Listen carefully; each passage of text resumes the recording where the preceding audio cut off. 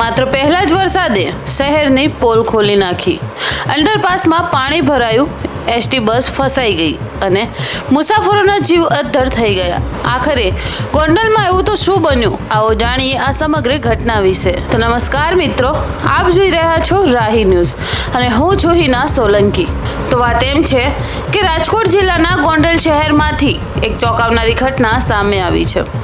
ચોમાસાની શરૂઆત થતાં જ ભારે વરસાદના કારણે એક અંડરપાસમાં પાણી ભરાઈ ગયું અને ત્યાંથી પસાર થતી ગુજરાત એસટી બસ પાણીમાં ફસાઈ ગઈ.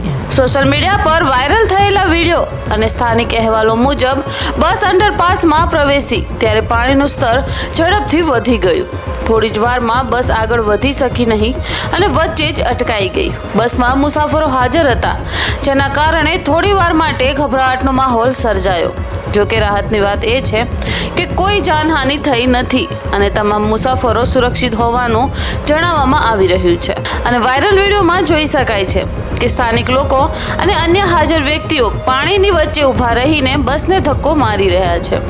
પાણી એટલું ભરાઈ ગયું હતું કે કેટલાક લોકો કમર સુધીના પાણીમાં ઊભા રહી મદદ કરતા જોવા મળ્યા છે. આ ઘટનાએ ફરી એકવાર વરસાદી સિઝન પહેલા કરવામાં આવતી તૈયારીઓ પર સવાલ ઊભા કર્યા છે. સ્થાનિક લોકોનું કહેવું છે કે અંડરપાસમાં પાણી ભરાવાની સમસ્યા નવી નથી અને દર વર્ષે આવા દ્રશ્યો જોવા મળે છે. ઘટનાના વિડીયો સોશિયલ મીડિયા પર ઝડપથી વાયરલ થઈ રહ્યા છે અને ઘણા લોકો દ્વારા શહેરના ડ્રેનેજ અને વરસાદી આયોજન અંગે પ્રશ્નો પૂછવામાં આવી રહ્યા છે.